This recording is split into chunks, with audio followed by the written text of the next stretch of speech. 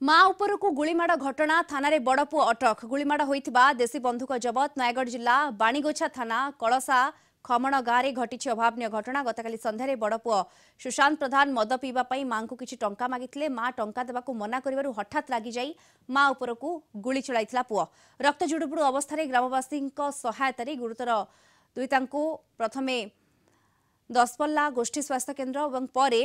नयगढ़ जिला मुख्य चिकित्सालय को स्थानांतरित करा जायतिला परे तांको भुवनेश्वर स्थानांतर करा जायछि। मद पीक आईला पुओ पार्टी कला कहला को आमे बुढ़ी माँ को बाड़े पकेला बुढ़ी माँ को जो बाड़े पकेला सान पुओ पछाड़िया धरी पकईकि आम माँ पुह बांधीदेलु बांधीदेला तार कि आउे छाड़ी होगला जो